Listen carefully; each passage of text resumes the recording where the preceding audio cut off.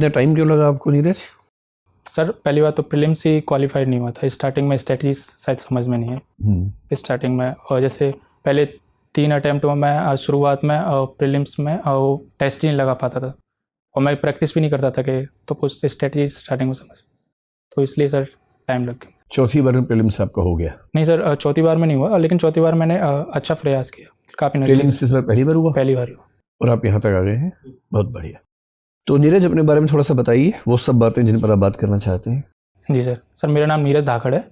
मैं मध्य प्रदेश के मुरैना जिले के धौना गांव से संबंध रखता हूँ। शुरुआती स्कूलिंग सर गांव की गवर्नमेंट स्कूल में हुई है, उसके बाद की स्कूलिंग ग्वालियर के गवर्नमेंट मॉडल स्कूल में हुई। देन ग्रेजुएशन में BA प्रोग्राम किया है एंड मास्टर में ST से MA किया है जीवाजी यूनिवर्सिटी ग्वालियर से। अच्छा जी सर। तो मुरैना से हैं, क्या स्थिति है वहाँ की? एक ज़माना था जब मुरैना चंबल का वो इलाका था जहाँ डकैती की समस्या बहुत बड़ी थी।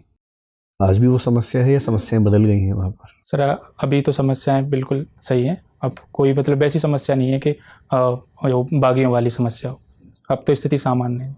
बागी और डकैत का अंतर वहाँ के लोग बड़े इज्जत से बताते हैं। जी सर। जबकि बाहर के लोग मानते हैं कि एक ही बात है, पर मैंने देखा है कि चंबल के लोग डकैत और बागी में बड़ा गहरा अंतर मानते हैं। क्या अंतर है इन दोनों में? सर जो वो मानते हैं आइडियोलॉजी का होता है उनमें अंतर। सर एक बागी है वो अपनी मतलब एक विचारधारा के रूप में कैसे अन्याय हुआ, उत्पीड़न हुआ, कोई भी जैसे वहाँ विवाद वगैरह ज़्यादा होते हैं, ज़मीन विवाद, तो उनसे लड़ने के लिए वो फिर बंदूक उठा लेते हैं, तो बागी कहलाते हैं। लेकिन उनका ये रूल रहता है कि वो फालतू नहीं सताएंगे लोगों को, किसी को। और लेकिन जो डकैत होते हैं वो चोरी चकाटी अपहरण वैसे केसेस में ज़्यादा इन्वॉल्व रहते हैं और लोगों से मिले जुले रहते हैं। कोई ऐसा बागी आपको ध्यान है जिससे नेशनल अवार्ड जीते हो खेलों में, उसके बाद वो बागी या डकैत बन गए हो? जी सर, पान सिंह तोमर। पान सिंह तोमर, क्या कहानी थी, कहाँ से थे वो? सर मुरैना के भिड़ौसा गाँव से थे। आपके पड़ोस में ही होगा? नहीं सर, मुरैना के आसपास है वो। आसपास है। कोई और ऐसा उदाहरण?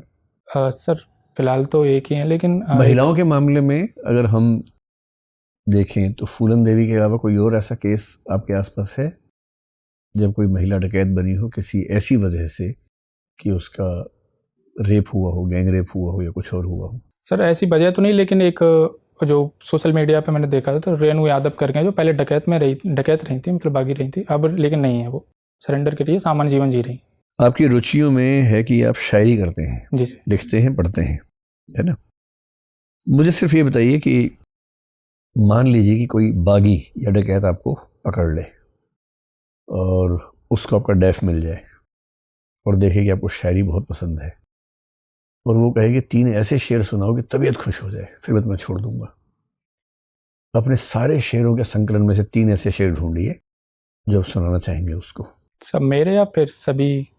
कोई भी हो सकता है। कोई भी, किसी का भी हो सकता है, मतलब वो सुनते ही वो कहे कि चलो छोड़ दिया तुम्हें, इतना अच्छा होना चाहिए।